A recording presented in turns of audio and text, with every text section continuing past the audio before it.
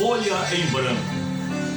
Quantas vezes pensamos que nossa vida está uma bagunça, que parece um rascunho rabiscado, mas podemos mudar isso e passar esse rascunho a limpo. Certo dia, um professor em sala de aula estava aplicando uma prova. Os alunos, em silêncio, tentavam responder as perguntas com uma certa ansiedade. Faltavam uns 15 minutos para o encerramento e um aluno levantou o braço, se dirigiu ao mestre e disse: "Professor, pode me dar uma folha em branco?" Levei a folha até sua carteira e perguntei por que queria mais uma folha em branco.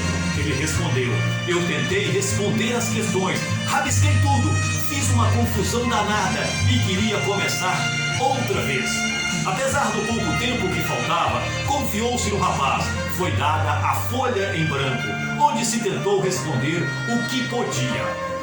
Aquela sua atitude causou simpatia ao professor, pois mesmo com o curto tempo que faltava para o final, ele estava tentando dar o seu máximo, refazer o que havia feito de errado em sua vida.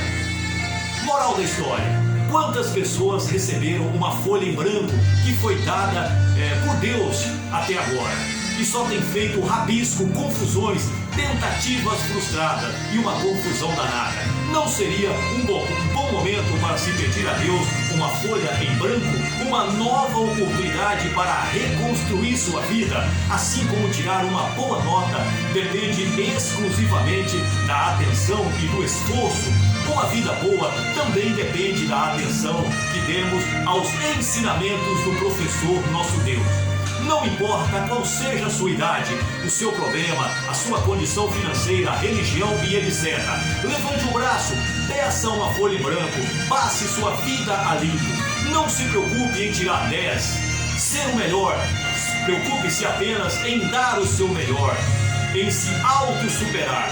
Em mesmo ao cair, siga em frente, pois Deus está mais interessado em quem pede ajuda. Portanto, só depende de você.